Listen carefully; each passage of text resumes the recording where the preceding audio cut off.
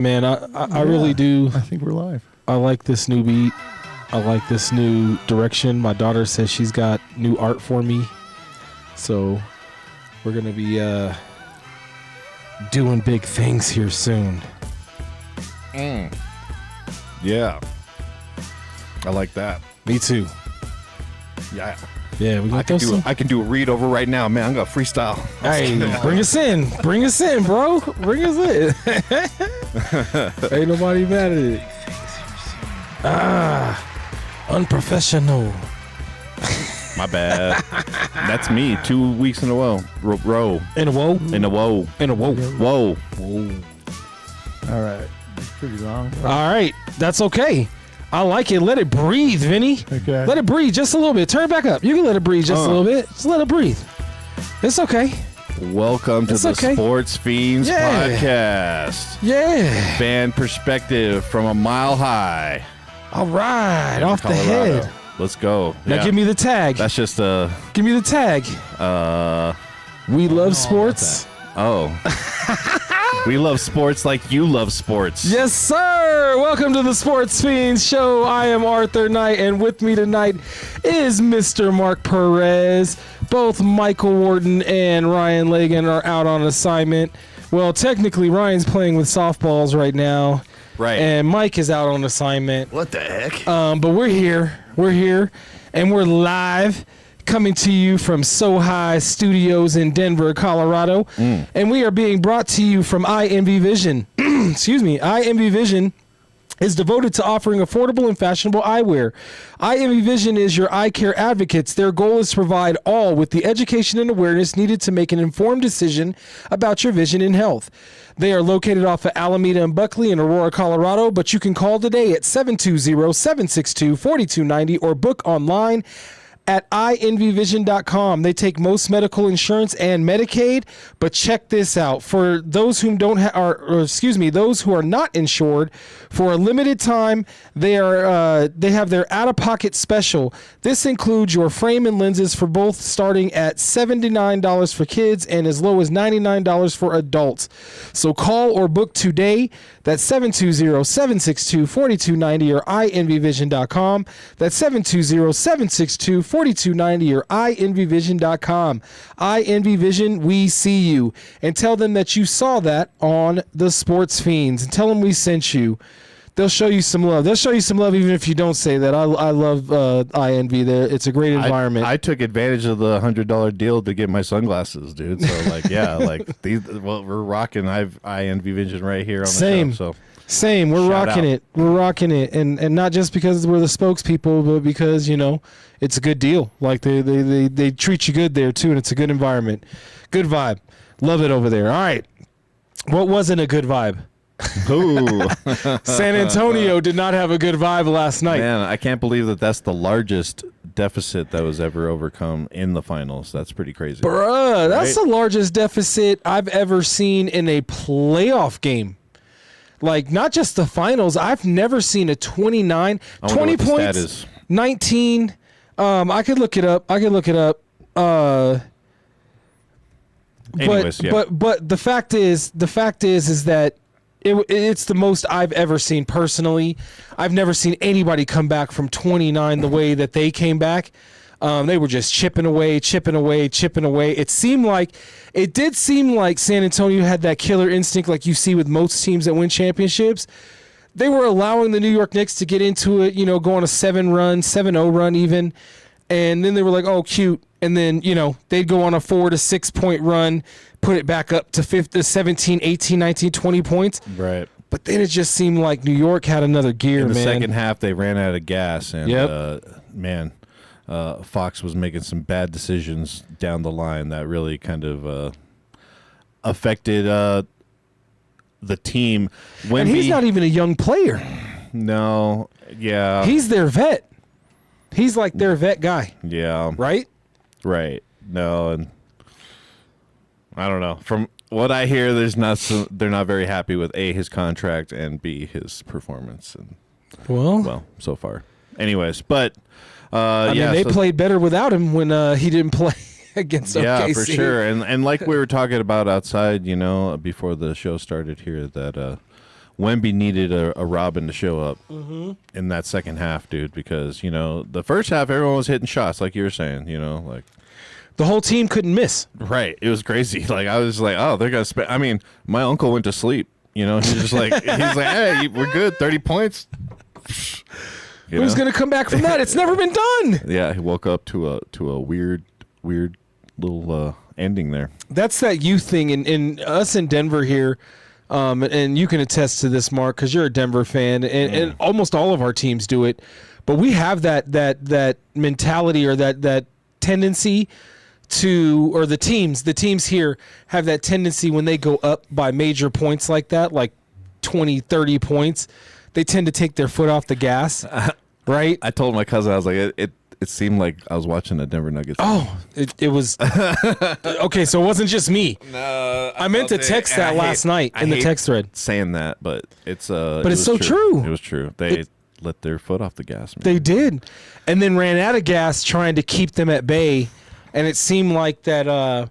It seemed like at halftime, New York went in and fueled up, and then came out and were like, "We're going to chip away, and give ourselves a chance to win." Man, and then they won, and they kept them at bay. Like if they would have just played smart, like towards the end, you know, even if the shots weren't going in, even if they decided that they weren't going to like alley-oop every shot to Wemby, the tallest guy on the court, like I don't know what's going on here with that and not like doing that decision.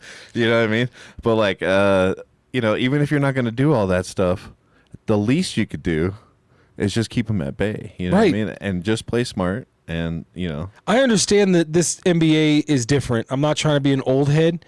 But in any game or sport, when you're ahead, you don't necessarily play to lose. Like you don't play not to lose, I should say. But you want to play to win, and to do that instinctively, you want to just get the higher percentage shots, not chuck up threes. Yeah. They kept shooting threes when you're up by 30. You just don't do that. You attack the rim. You attack the rim and you get those 2 points.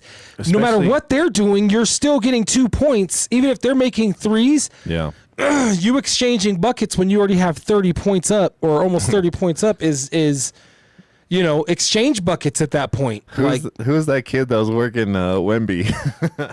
That little guy. He was just like putting all of his weight on him, man. Like, do you see that? Do you see that like little series that he had? Like, no, I missed that. And Wemby just that must have been in the first half because.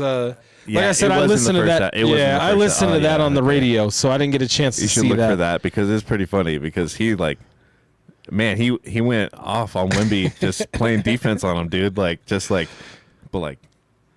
was rough, dude. Like I don't know. I feel like I did see some highlights of Wemby throwing elbows again. Like he seems like he's getting frustrated. Yeah, but I mean, it's weird how you're frustrated in the first half though. Like you're up by 29. Yeah, but he's probably frustrated like Jokic is frustrated, at the fact that smaller players are allowed to hack and smack the crap out of him, and hold him, grab him, elbow, do all of these dirty little things because he's bigger than they are. And they get away with it. That would frustrate anybody. Right. That's what it felt like. And also like, when people play like that and they have the size thing going on, the little guy against big guy, the gentle giant type stuff, they can go really low, and it looks like they can hurt the tall guy, right? Generally, you know what I mean? Like Jokic, got doubled over, and even Wemby when that guy was really playing him towards the very end of it, you know what I mean? He fell, you know what I mean? And I don't know. Yeah, I'm not trying to be Wemby does fall a lot. I'm not trying to be no Wemby apologist or anything like that, but I'm just saying I just feel I don't know. That was one instance of it, and I don't know if I really saw it much because I don't think that they really shut him down the rest of the night. But so you're rooting for San Antonio, right, for family purposes? Yeah, which is cool. My family, So let me ask you this, because everything this morning and everything today is epic comeback.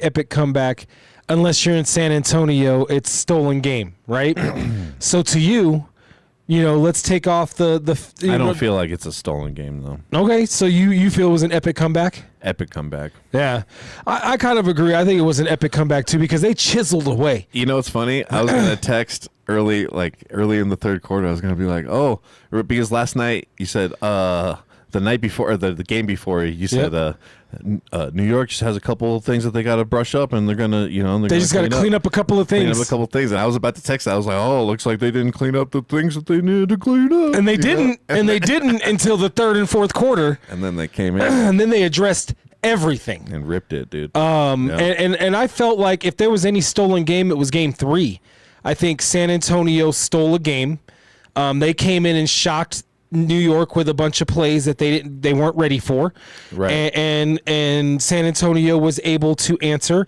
But what San Antonio's young coach and young players realized last night, that the already wearing a championship ring coach for the New York Giants, the New York Knicks, already knows, is a 7-game series is just that, and you make adjustments. So all of those adjustments they made from game 2 to game 3, Mike Brown has made adjustments from game 3 to game 4, and he knows that you have to make adjustments not just in game, but game to game, right? Yeah. And so not only did they answer that, they came back and answered all of that.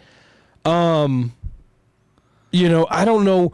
I felt like in game 3, San Antonio gave the New York Knicks everything they had. Like everything they had. And the Knicks still almost won that game. Like they really did. How close? What was? Well, I don't remember what the end of this. It was 111 to 115. Oh, okay. Yeah. So pretty close game. Yeah.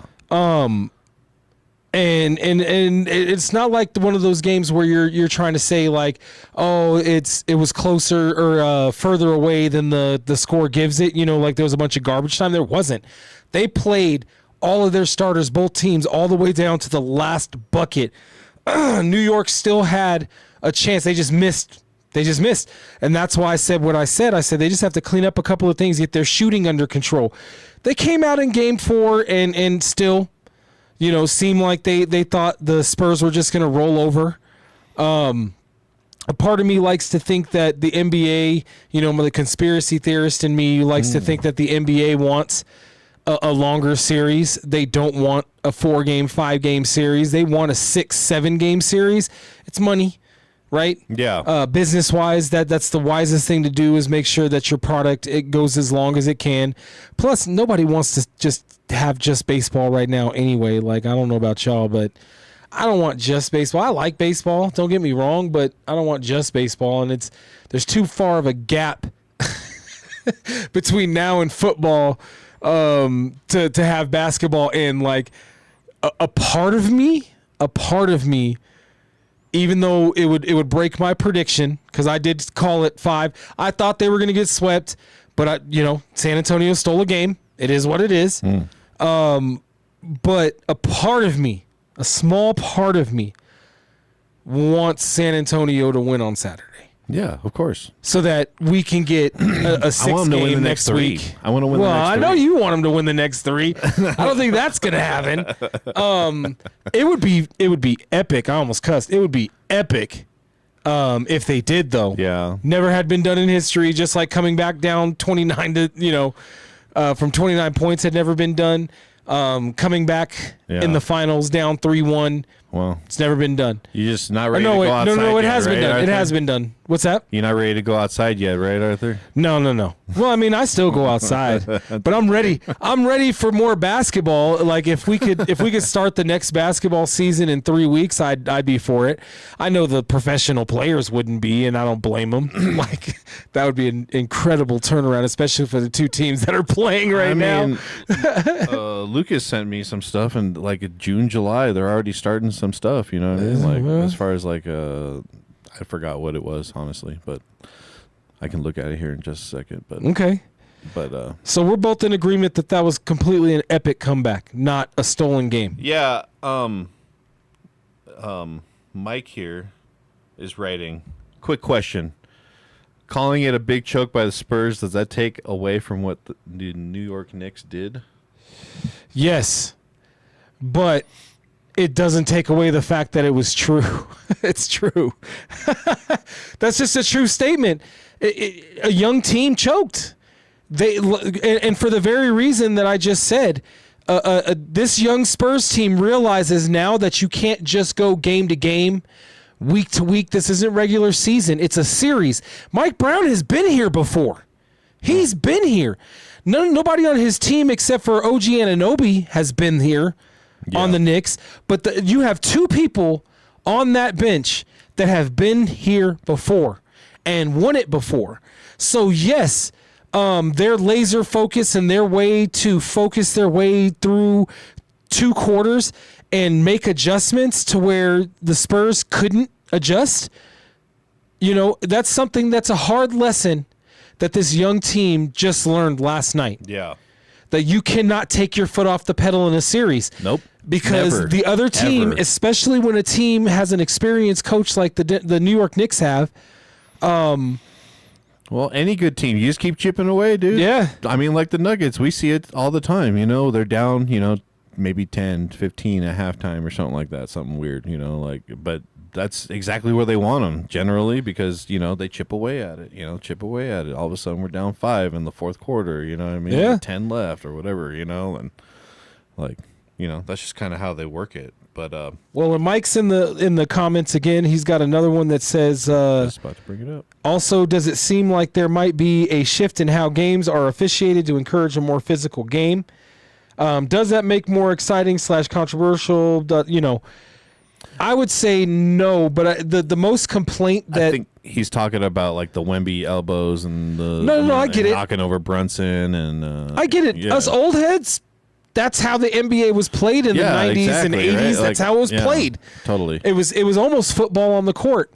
I encourage personally. I actually haven't heard much about that. Like I don't know. Like it's chippy, like it's how a final should playoffs, be. Like, playoffs basketball. Playoff basketball, yeah. Right? You know what I mean? Like it should be chippy. You should be getting physical. You should be almost getting into fist fights. That's what you should be doing. Dude, even like, sometimes I'll watch some of those old like Celtics, like Lakers, like old school games, you know what I mean? Mm-hmm. And like, dude, like the energy in the arena is like like someone's about to pull out a knife. It's almost a mob. So, you know what it's I mean? a mob like, scene. Yeah, exactly. Like and kudos to New York and their fans. They kind of have that same kind of like energy about them. You know what I mean? Like, well, the thing here's the thing. Here's the thing that bothers me the most because we've been arena at least. We've been in that arena, right? Or did you go with us? I didn't go with you to that. Okay, one. you went to Barclays, Brooklyn, BK. Shout out. Anyway, so at Madison Square Garden. When we purchased the tickets, now granted it was against the Nuggets. It wasn't the year that the Nuggets won that championship, but that nobody knew that at the time. They weren't all that expensive, right? I do kind of feel bad from a fan perspective because the Denver Nuggets kind of did this to us as well. Like it was very hard to get those tickets during the playoffs. Everyday fans like you and I were basically priced out of them, right? For sure. Even this year, the tickets were not that cheap. Nope. They weren't outrageous, but they were not that cheap. And they were New York prices at least. Right. Like, bruh, even to sit where we sat, okay? I was looking at this last night cuz they were talking about the nosebleed in the top 500s was $8,000. $8,000. That's to sit on the court side at the Can. Okay? And watch them lose that first game. Look, $10,000 to sit up in nosebleed, my guy. Yo. I couldn't believe it. I paid $120. I think we paid like $147 per ticket when we went. Now it was in the playoffs? No. This was regular season. In the playoffs? This was regular season. But I'm making a point that they priced out their regular fans. Now there are some celebrity fans that were there that are always at Knicks games. I get it. Spike Lee. There were some of these people there when we went to that game. They were showing them on the what was it, the Jumbotron, right? Yeah. They were showing them. So it's not like there aren't some diehard rich Knicks fans, just like there aren't some rich diehard Nuggets fans, well, right? we got Brad Williams, dude. What's up? That's all good. But they basically priced out all of their like Knickerbocker fans, like they really did. And that, to me, that's why they had to take to the streets. Yeah, and the watch parties were those fans. Right. That was the real atmosphere. When they were cutting to those cameras, you could see those fans going nuts. That's the atmosphere that's actually in an MSG that I witnessed when I was there during a regular season game. Like these new and I want to give a shout out to the Knicks fans, like the up in the rafters Knicks fans that we sat up there with. I want to give them a shout out, man, because they get a bad rap. Especially at MSG, they get a bad rap. Like they're bad fans. They treat if out you of see town. some of the live streams that I've been watching, some of, and we're gonna get to that. We're gonna kind of get to that because some of them are bad fans, but I think that every fan base has that, right? Sure. I'd say there are some dumb, stupid Nuggets fans. Aaron Gordon walked amongst the people and was okay. Yes, but there was also somebody that got hit by a car. There is also the Denver Broncos won the first gunfire around that too. When the Broncos won the first Super Bowl, there was cars getting turned over, people climbing lipo. There are dumb people in every fan base. There are people that do dumb stuff in every fan base. So you can't lump them all together. I'm going to give a shout out because, like I said, it was a packed arena. We were wearing head to toe. It was me, Lucas, a whole bunch of friends. Y'all are crazy. I wouldn't do that. We were wearing head to toe Nuggets gear, man. The only thing I would do is maybe I'd do a hat, but I'd make it subtle for sure. Well, I mean, I wore a hat. I wore the jersey, but I did have like a jacket over the jersey. I wasn't wearing like a Nugget. But once we got comfortable with the people around us, they were giving us love. They knew we weren't being obnoxious. We weren't being like, F your team, the Nuggets about to smash. We weren't doing that. We were just, when the Nuggets would do good. Yeah, I mean, I've only been to another stadium, like another team stadium, a couple times. But when I do, it's like, golf clap. Yeah, man. Go Jokic. All right. Go, good shot. That was a good shot. You just discuss it.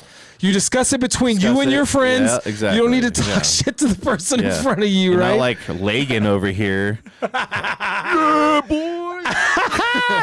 I mean, that is a good call out. That is a good call out because he was talking smack that entire game. Yeah, and then all of us sat there and took it. We just took it. We just took it. Because we had them right where we wanted them. We're those type of fans, man. We are definitely those type of fans. Cool, calm, and collected. The same thing when we went to the Dallas Cowboy game. Yep. Like, man, surrounded by Cowboy fans. All those fans, talking all kinds of smack. All that stuff, man. Yeah. And Mark and I just sat there like, okay, we're going to take this. And then when the game was over, when they started walking away, when they started leaving after, it was like a mollywop when they were getting their butts kicked. I was like, oh, you're going now? Why are you going? Yeah, I felt bad because, because my brother took us and he's a Cowboys fan. Yep. But he wasn't being annoying like those guys. But, I just wanted to talk smack to those guys. You know what I mean? I felt bad for him. Hey, man, that's what being a fan is all about, really. Sure. It was all in good fun. None of the Dallas fans were really being distasteful. Let me put it that way. I wasn't going to set any of their hair on fire or anything like that. Right. Nobody wanted to fight. Not Everything was within good taste. One lady was being extremely obnoxious, but she left really early. So yeah. Yeah, yep. It was good that she left early because I think she was even annoying Cowboy fans at that game. She was being very loud and obnoxious at the most weird times, like in between timeouts, and it only lasted a quarter. It did. She was out really early. Anyway, all right. Let me think. Speaking of things too early, so a lot of the talk today is about Fox and his decision making. Not just the one decision. You made a good point outside, and it drew back, sometimes I have not sometimes, but I do have a photographic memory. Like I can draw back and remember almost every bad play. And you had jogged that memory because I was thinking of the singular moment and asking, was that the right play? Did what he do? Should he have dribbled through the paint all the way back out to the 3-point line and either passed it to somebody cutting or just dribbled out the clock? There was only 12 seconds left, right? There was a whole quarter of bloopers very bad before play. that. Yeah, before very that, bad dude. plays. So bad shots. I mean, when it comes down to that, I don't know. And he tried to defend that. I didn't hear what he said, but he said he thought he was faster and he could get there quicker than him. But OG had drive and desire. Like, you could see the tenacity in the way he ran after him. Dude, and he wanted that more than Fox wanted that. He was so nonchalant with the layup, too. Didn't even try to use the rim to help him protect the ball. Nothing. Nothing. Oh, man. Yeah, I don't know. And then even on the tip-in, that was his dude. Yep. And he went to go double, was it Brunson? Great point. You know what I mean? He went to go double Brunson. I don't know if that was the called play or not, but that is what he did. That is what he did. Who was it? Was it Wembenyama on the Brunson? defensive player of the year and the best two-way 7'4" player? Like, he just has to go like this, and he's like, you know what I mean? Like, I mean, Brunson did get the shot off over him. He did. Of course, yeah, I know, but couldn't see the rim, obviously, because it hit the back of the iron. What is Fox coming over there to help on defense going to do for that play? I have no idea, because if you kept OG Anunoby over on the 3-point line, then that tip-in doesn't happen. Yep. And then we're talking about a San Francisco, San Antonio win. You know what I mean? Well, here's the thing. When he did that, I noticed two things, and I wish I had the film to break it down, but I noticed two things. I'll act it out. So I did notice two things when that happened. So there was one of two things that Brunson could have did. Okay. Yeah. I actually think that Brunson still made the wrong play. Like, he should not have. That was a lucky thing that totally. Like, that his guy actually still touched the ball. I was so happy when Brunson shot that and bricked it. Man, so happy. I was like, yeah. So I noticed two things. So when OG passed it to Brunson started to kind of fade over to the right side of the court, right, or to the close side of the court to the camera that we're watching, right? OG is waving his hands at him like, I'm wide open. He doesn't see him, but what he could have done, OG could have cut, and he could have passed it in between that double team. And then OG had a straight line drive dunk. He was already there. Yeah. He basically did that. It would have been a higher percentage chance than even the tip. So that was the two things, or the two things that I noticed was, one, that the play looked like it was designed to trap Brunson, because they had been doing that this whole series. They've been doing that, trapping him with his back against the line and using the backcourt as an extra defender. They've been doing that this entire series. So it looked to me like that's exactly what they were doing. But as soon as they did that, Brunson had one of two decisions. He could hook up a shot and give his whole team a chance to get a offensive rebound and a dunk or something, a foul, anything. Or he could have passed it as a give and go from the out of bounds play to OG. If OG, I think, instead of waving his hands, if he cuts directly to as soon as Fox goes to Brunson, there's a space between him and Wemby. Yeah, I can see it in my. I'm watching the film in my head right now. Right, there's a big gap, and it's just a chest pass or a bounce pass right in between them, and he's a cut, and who's gonna? No, yeah, he dunked on Wemby. Who's gonna block his shot? No one touched him on the way in there. Exactly, there was nobody gonna be able to touch him, even if he got that pass. It's 1-2 dribbles at most. 2 steps and a dunk, because the tallest man to block the shot is already behind him. So there was two things that Brunson could have did. I think that Brunson and Fox made the wrong play on that play. Even though it worked out for the Knicks. It worked out. Sometimes it's better to be lucky than skilled, right? Yep. That's the saying, or something to that effect. And they ended up getting lucky that OG had a direct path, and nobody blocked him out. But as you adequately pointed out, there was nobody to block him out, because his guy was Fox. And everybody else was on the 3-point line, and there was nobody else. By the time anybody else had gotten to the ball, OG had already tipped it, right? Right. If you watch it in slow motion, he had already tipped it, got fouled, and then I think it was Castle or Vassell, Vassell, massacring the man's name, but then he hit like his other player. It was just like, by the time anybody else got there, OG had already tipped it into the basket. And why wasn't the play, when they came down to San Antonio, to throw it towards the rim? There's no goaltending rule when a out of bounds play. So they could have just thrown it to Wemby, and he could have dunked it, literally. I mean, that's what I thought was going to happen, but it didn't. At bare minimum, it would have resulted in a foul and 2 free throws, and you would have had a chance to at least tie the game. Or they steal the ball or whatever, you know. Yeah. Well, on a bad pass. I mean, it would be hard for them to do. Yeah. It would be very hard for them to do. For sure. All you got to do is throw it towards the top of the backboard.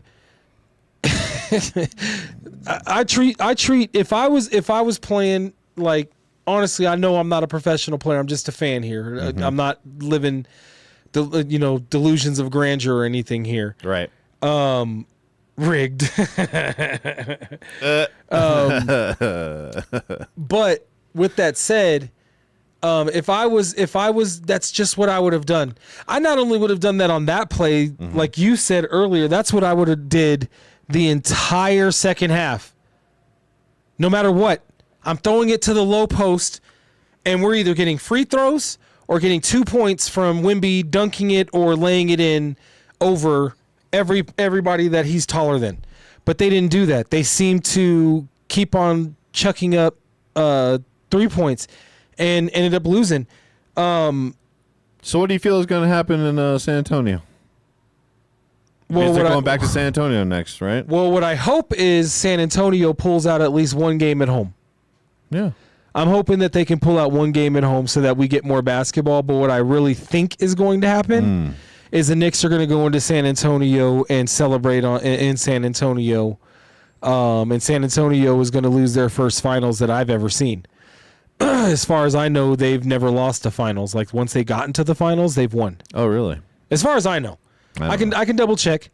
Somebody please double check me. It's fine. Yeah. I do not mind. But as far as I know, those Manu, they lost in playoff series. I just don't know if they lost in the finals. Once they got to the finals. Yes. So this will be the first time that I can recollect or that I can recall right this second that they have lost in the finals. But either way, to lose on their home court is going to be monumental. It really does. See, I don't think it's going to happen, dude. Okay. We're going back to San Antonio. We got the Nuns. You know what I mean? We got the Nuns. I think what's the other center? The white center they got? What's his name? Oh, Plumlee? No, not him.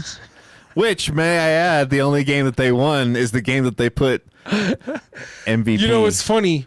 MV Plumlee. I was watching NBA today, and I can't remember if it was Big Perk or Shumpert, but one of them said that they needed to be playing Plumlee and one other player that was on the bench, and got basically ridiculed by two, and I'm not saying this to be chauvinistic, but two women that have never played in the NBA were like, well, why would you play them? And da-da-da-da. And both the two players were looking at each other like, what are you talking about? Well, dude, I feel like the Knicks emptied their bench when they were down by 29 points. I feel like if Mark Perez said that same sentence, you guys would be like, come on, dude. Come on, dude. I mean, I do that every time you say that. You said doo-doo. I do. I do that. He said doo-doo.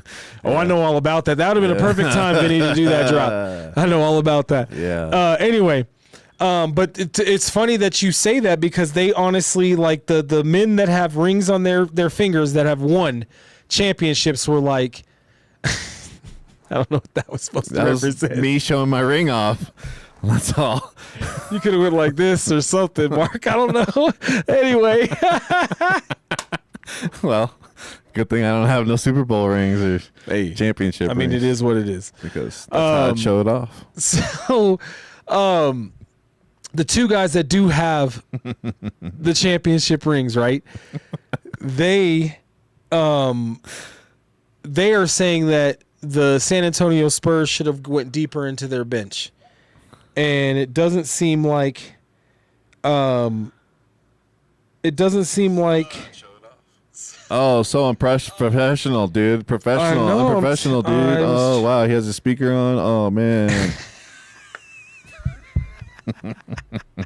I do what I want. That's exactly what you do to me. I do what I want. Anyways. I do what I want. That wasn't supposed to just start playing either. Whatever, dude. It wasn't. Well, I mean, I would have been okay with the Michael Jackson "Don't Stop Till You Get Enough" start playing. Right. But not nice. The show. No. Then we would have got demonetized. I love that. No, I'm just kidding. Okay, so we're in agreement that, not just the one boneheaded play of only not knowing that there's only 12 seconds left on the clock. There's 12 seconds left on the clock. You get a steal. And all you have to do is just keep dribbling, get fouled, shoot free throws. At bare minimum, that's what aggravates me is San Antonio won the game. They were already up by 1 when he did that. I don't care how fast you are. You could be Speedy Gonzalez himself. I don't care. It was a bonehead thing to do, bro. Like, I know I'm not a professional. It's not smart basketball. It was not smart basketball. It's hitting when you have 21. You know what I mean? In blackjack. Right. Exactly. You know what I mean? Exactly. You've already won. That was a great. I love that. It's exactly what that is. That's what I'm here for. It is. That is why he's here. It's true. But that's exactly what it is. I could not have said it better. That's exactly what it is. You had the win.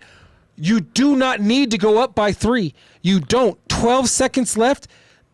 The worst that could happen is you get fouled and you shoot 2 free throws, right? Mm-hmm. And then you go up by 3 anyway. Or you go up by 2. Right? And make it tougher for them. They have to go up by 2 to they actually have to shoot a 3. You hope that you at least make one of those free throws. At least one. Right? You have a higher percentage chance of that than what you did because OG really did chase that down. And as soon as when I play point guard, as soon as I saw that he's coming that close to me, I don't care how quick I am, how fast I am, or how great of a scorer I am. You have to have the knowledge and know-how or just the intuition knowing the game is on the line. Why take a shot when you could just dribble it all the way through the paint? In a regular game, if it was like the third quarter, you know what I'm saying? You don't take that shot. He took that shot out of pride. And got it blocked and now has your team down 3-1. That's all I have to say on that. Mm-hmm. It's a tragedy. It was. But OG Anunoby, the talk right now, because, Brunson has been the leader, especially when it comes to betting odds and all of that, to be the finals MVP. Right. And last night he went numb. Like, I don't know what he was doing. I forget what his let me look up what his... and I also think that Brunson may be dealing with some issues as far as injury. He is, and he's getting beat up by bigger guards. Right. Yeah, I think that's what we're seeing because otherwise I'd say Jalen Brunson's been, for the most part, Jalen Brunson. He's been okay. I mean? But last night he dropped 36 on him on 12 of 25 shooting, bruh. And only 9 points of the 36 came from the line. He also had 5 rebounds, 7 assists, 3 steals, so he wasn't a defensive liability last night. He did have 3 turnovers, but that's still not bad with 7 assists. I mean, that's still a plus. This is Brunson you're saying? Yeah. Yeah, okay. This is Brunson last night. Yeah, okay. So he was a plus 11. Okay. The only one that had a better plus minus was Towns at a plus 17. And that's crazy. That is crazy, actually. That's seeing as he was playing against the alien, right? Yeah. So that's really, really crazy. But he also played 44 minutes last night with those injuries, tired. But they're trying to win this thing. They're trying to win. They played like they wanted to win, and the Spurs played like they tried not to lose. Yep. Yeah. That's my assessment. They played the second half like that because the first half they were just kind of whooping it. Exactly. Well, I mean, they played to win in the first half, and then in the second half they were trying not to lose because they were going full throttle, dude. They were still hitting 3-pointers towards the end of the second quarter, and I was just like, oh wow. I was like, if they keep this up, You know, Yo, they're going to be a monster for years to come. I know. I know. I'm like sucks. rooting for him, but I'm like also like, oh man, It sucks. This is gonna suck. Like this could really, really throw a wrench in. Because their window is just opening too, and they're so young. They're just opening, and we and like ours is like slowly getting a little smaller. Yeah. So it hurts. It's gonna. It's going to make for a good storyline if both teams kind of keep it up and become all right. So adversaries. If the Knicks win, right, and I say if, even though I think they're actually going to win on Saturday, dude, I don't. But I say if Wemby's about to win 3 straight, bro. A big if. He's embarrassed. He's like, I'm never going to lose ever again. I mean. The French are very prideful, bro. I know. He's just like he's gonna go draw some more statues, and come back ready for Rucker Park, bro. I know. That's crazy. That's crazy that you go over there and draw some statues and then lose. But anyway, if the Knicks win, OG or Brunson, who's done more in this series? Ooh. I mean, OG has dunked on. If you would have asked Wemby? me by game 2, I would have said Jalen Brunson. Okay. But man, OG had 33 last night too, bro. Because I didn't really understand. I don't really follow the Knicks, right? And I knew that OG Anunoby was hurt towards the middle or the end of the season. Was that what it was? Yep. That's what he has all of that K-tape on his legs for. And then when I did start watching the Knicks towards the beginning of the playoffs, he was still A, not back, and then B, when he did come back, he supposedly wasn't like 100%. the OG Anunoby that we are supposed to know. Very similar situation with AG here. Yeah. So these 2 games that I've actually seen him turn on, you know what I mean? I don't know, man. I think he's more of the offensive key for the Knicks than Jalen Brunson. You know what I mean? I think Jalen Brunson's kind of getting jammed up with some pretty sticky defense. You know what I mean? Kind of like how Jamal kind of got frustrated with McDaniels. I feel like Brunson's kind of getting a little bit here. You know what I mean? He's still, Castle, he's still Vassell. Jalen Brunson. And you know what I mean? But like I still... He has a Robin. Well, he has a couple. He has a couple Robins. Yeah. So like, yeah. Yeah, because you look at Brunson would be Batman. Obviously, everybody's talking about Brunson, right? He's the typical player or whatever. And then Anunoby's his Robin. But then you could also go to Mikal when he's shooting Mikal Bridges, Hart. When he's not missing layups. He missed a layup that might have sealed the game. And in another time where you should have, there could have, that was so frustrating. I was like, bro. But I could see on his face he knew that he had made the wrong decision in the moment. And basketball is a fast-paced game. It's so fast. And to make a decision, a split-second decision, is very hard. So I don't want to take that away from what they do, especially being, that I'm sitting on my couch and they're playing. It's real easy to say what to do from my couch. Exactly. With respect, Josh Hart, he can play. And then you have Towns, who is your center, who is a plus 17, but only got you 13 points, but on 4 or 5 shooting. Right? Yeah. 1 of 1 3-point made, 10 rebounds. So double from your center. Only 2 assists, and he had 3 turnovers. So that was a negative, but still had a plus 17. Let's see. Wembenyama only had 20. Yeah, you messed me up with that with all of them damn texts. In 43 minutes, 24 points on 9 of 25, bro. 9 of 25. Damn, really? Yep. 2 of 8 from the 3-point. Vassell was the only one that actually, and Fox had 18 points too, but it was on 4 of 9 shooting. Didn't get a lot of shots up. That was 4 of 9 from 3-point. It was 6 of 16 shooting. So to your point, the bumbling plays, man, that's He missed 10 shots in that game. Yeah. 10 shots and was only a +1. Who, Fox? Is that? Fox. Okay, all right. Fox had 18 points on 6 of 16. He was 4 of 9 from 3-point and was 2 for 2 on free throw. Had 5 rebounds, 7 assists, but had 4 turnovers. Yep. I mean, and 3 fouls. Castle had 3 fouls. They weren't in a lot of foul trouble, and that is, you know,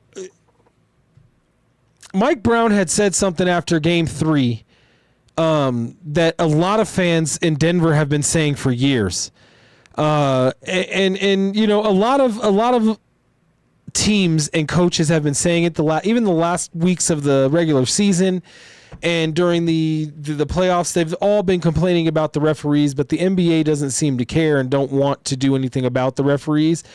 I think that they need new blood. Some of these referees need to be forced into retirement. Yeah, they've been around too long. They've been around for a long time. Too much history. We need referees that don't have that much invested. And we need not like lawyers and stuff. We need like street people, man. You know what I mean? Like straight. Not too street. No, come on, man. People Come pulling on, dude. Glocks and stuff. Yeah, dude. Come on. Nah, Mark, I'm good. Come on, dude. I'm not with it. Because then You you lost me. you start yelling at them, and they're like, "What? Like what? What? That wasn't a foul? No, it was a foul. That was a foul. My I'm bad. just kidding. That was a foul. No, you're right. I'm My sorry. I bad. didn't mean My to- bad. No, that was a foul. I was just seeing if there's any wiggle room here. I'm bleeding profusely, but that wasn't a foul. You're right. Anyway, it doesn't seem like he had any help whatsoever. I mean, Harper, that kid has ice water in his veins. I don't know what that. I mean, he's still developing a bit, but he's a rookie. He's still developing. I mean, he's obviously. a rookie. Yeah, I mean, 21 points in a game at 8 of 12 shooting. That's efficient. Three of 6 from 3-point. That's 50%. I'd be ecstatic if we had a rookie that did that. Oh my God! Especially in the guard position, because he actually can play defense too. He was a +12 as well. He's fearless. Fearless. That's what I like about him. He did have 3 turnovers. He'd be going to groups of 2 or 3 people and just and gets a shot up through. Yeah.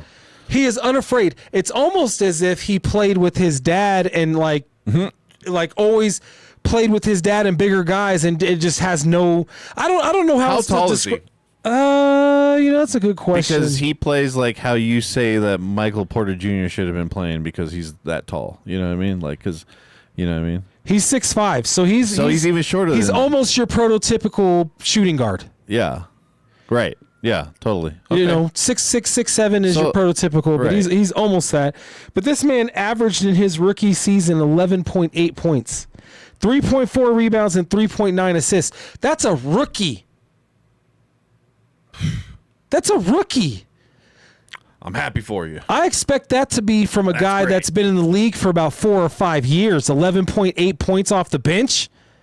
I'm expecting that year 3, year 4, not rookie year. Yeah. He's a lot. Dylan Harper is going to be a handful. A lot of ceiling there with that kid. I understand why they picked him 2nd overall. He has no fear of the NBA. Anyone, really. I haven't seen it yet. He is going to be, as long as they can keep him, I think he's going to replace Fox next year. That's obvious. That's the obvious next move. You don't need Fox if you have Harper. Yeah, but who's gonna take Fox though? I mean, that's a big contract to get rid of for someone who just did what he did. Well, I don't know how much Fox. I think they traded for him. This is what I've heard, and I don't. I'm real bad with the money part of this whole thing. But I've heard that he has a bad contract that they inherited. Getting him somehow, but I could be totally wrong. I don't know. Well, let's see. I don't know. Like I said, I'm terrible at that stuff. So all that. Well, I mean, you could be right. Anyways, but yeah, Oops, I can't spell. Oh. Let's see what it is, Mark. We got a little bit of time here. All right. Let's check Sports Track. First contract label. I like that. See? Yeah, I pick up on things. All right. So, yeah, they're tied to him. Yeah, he's not going anywhere. Like they're tied to him. He's 30% of their cap, dude. I know. So next year he'll be another more than 30%. He'll be 31 in 2028 and 32. So they pushed all of their chips in with De'Aaron Fox and then realized that Harper is the dude. Is actually going to be more effective. Yeah. Ouch. His cap hit in 2029, dog, $61,380,000. We'll swap him a Najee. Nah. No. I'm just messing around. Not with that contract. If it was like, this is worse than Najee's contract. Najee can sit on the bench for what he's right. Sure. No, don't swap that out. No, that's not good. Yeah. I don't know anyone that needs a shooting guard that bad. Like the Denver Nuggets could be in the market for him, but they couldn't afford him.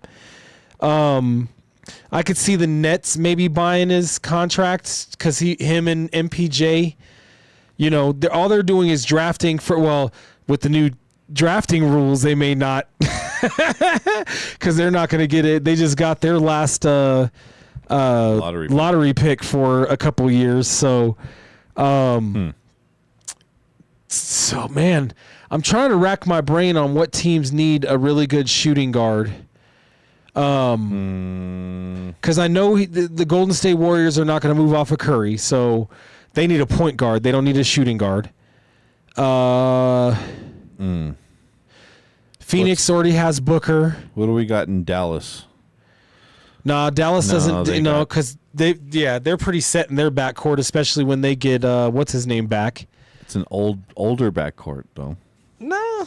Right. Nah, Cooper Flag is a guard, man. Believe it or not. Well,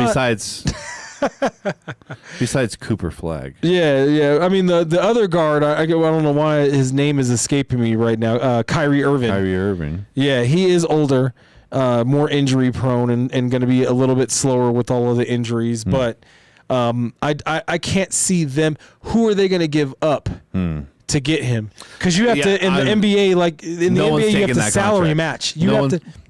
No one's going to take that. Do you remember when the Denver Nuggets traded with the New York Knicks for when Carmelo Anthony went to New York? Yeah, we got the whole Knicks team. We got their entire bench because you have to match in the NBA next year because he got $49.5 million this year.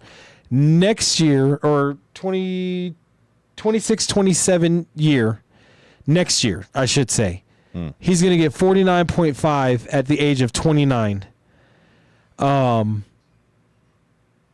Let's just break it down into terms of the Denver Nuggets, okay?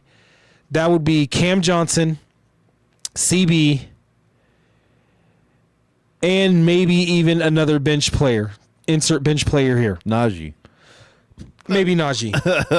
Maybe Najee. Like that would still. I think that would still fit mathematically. I'd have to pull up his contract, but I do think that would fit. But think about those terms to get one guy. Yeah. The Nuggets would have to give up at least those three players. At least. Yeah. So I don't know. Maybe the Minnesota Timberwolves because what's his name is going to DiVincenzo is going to be out for a while. He'll be out for but I don't know if they want to take on that salary with him coming back to the second apron when they're already on the verge of the second apron with all of the players that they have. That's going to be De'Aaron, or not even De'Aaron. De'Aaron Fox doesn't have a problem. He's signed, right? He's signed to San Antonio. They're stuck with him. They're married to this man, right? Miami might be a suitor. Didn't they get rid of Hero? I think they did. And Miami cleared their cupboards a little bit. Miami might be a suitor.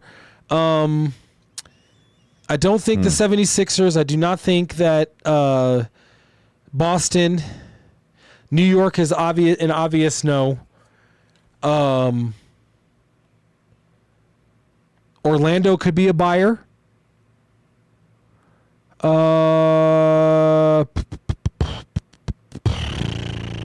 Portland. I mean, he could go back. I mean, Portland could be a buyer. No, because they got a good backcourt. They got a good backcourt. Yeah, they're good. They're young. I don't think they'll send him back. Sacramento's not going to take that contract back. Like, no, you took him and then signed him to this, and now you're sending him back to us with this big ass contract. Hell no. The Clippers might be buyers. The Clippers could be buyers.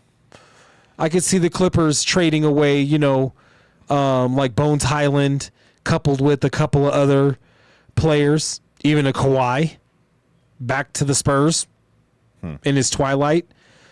Oh, dude, could you imagine that? Kawhi and Wemby? With all of them tall-ass guards they already have and the wing players that they already have. Oh, my God. That's a nightmare for the West. That would be a nightmare for the West. So I want to retract his own baggage right now anyways. I just want to retract that, though, so that, I take that back from the universe so that doesn't happen. Yeah. Houston could be a buyer. Houston could be a buyer for De'Aaron Fox. I don't know. Anyways, we just wasted a lot of time on De'Aaron Fox. I'm sorry. Mm-hmm. We got 4 minutes to talk about what the Nuggets are going to do in the offseason. No, we're going to talk about the Broncos. Why? Giving an extension to SP. Okay. A 5-year contract extension, but not releasing the details of it at all. Why? I didn't know that.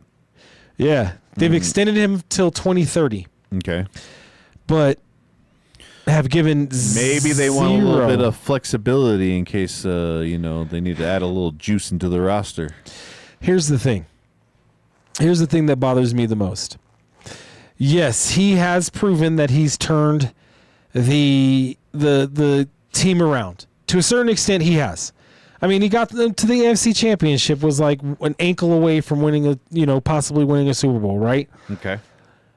Yeah. But I think it might have been too soon to extend him out that far. And the GM, with all due respect, is the same GM that signed Russell Wilson to a contract before Russell Wilson had thrown one pass in the regular season. That's the only difference, though. That's the difference, is that we have seen SP win, right? He has changed the culture. The Broncos are winning. There's not too much, with the exception of the linebacker that just got arrested on domestic violence, right? Besides that, though, there hasn't been much coming out of Dove Valley negative. Okay, it's mostly positive. The new facilities, the new stadium that's about to be built, the second operation on the ankle. Oh, sorry. Okay, two negative things. Okay, I didn't think that was a big deal. A lot of people are taking it as a big deal. Actually, but you're right.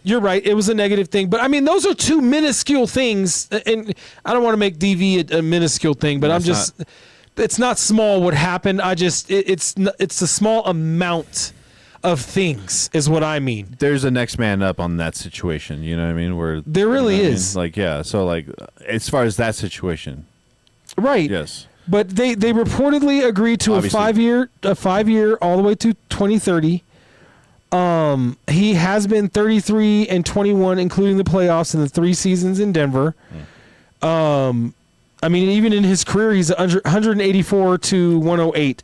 So I'm not crazy about him, but whatever. Exactly. They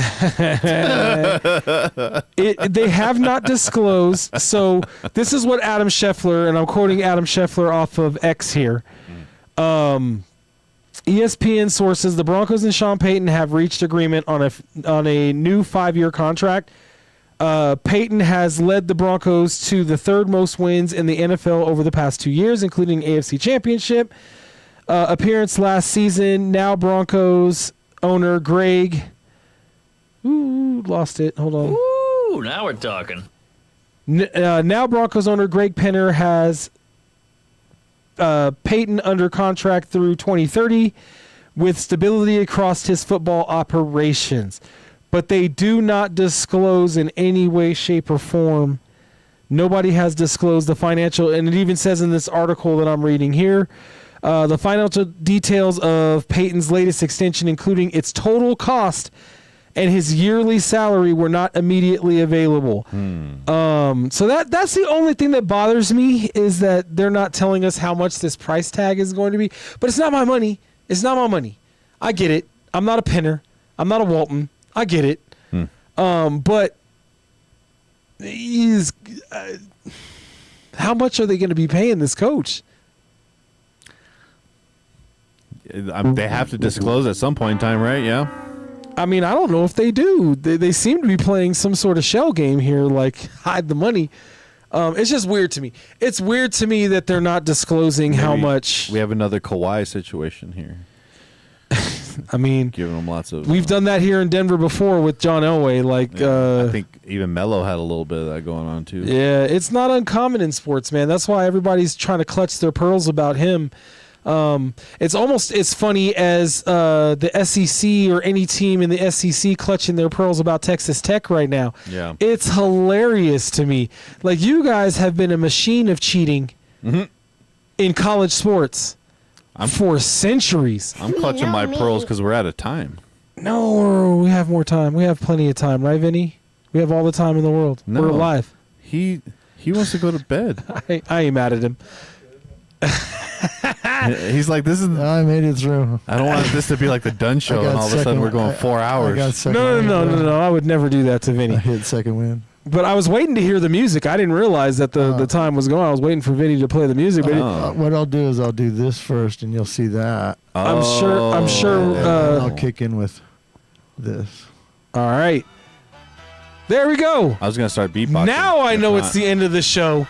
Thank you all for watching. Don't forget to like and subscribe and follow us on all social medias at Sports Fiends with the Z's. On behalf of the whole staff that does the show, man, I appreciate y'all. We appreciate y'all. Vinny is the staff.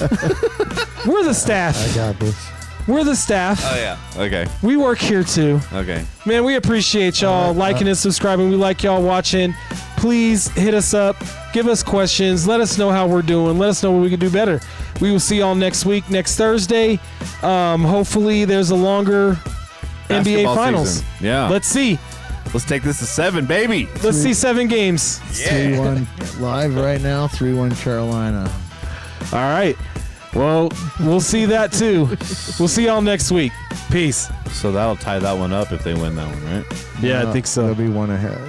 Oh. Series tied 2-2 right now. Oh. Yeah. You know. That's interesting. It is interesting. All right, guys. Like, share, and subscribe. Kick it. DITT 2907. What is that? It's on the locker number in the. It's on the artwork. We're from the future. I used to type that in the chat, and no one knew what I was talking about. I still don't know what you're talking about. I see it now, but I. Peace.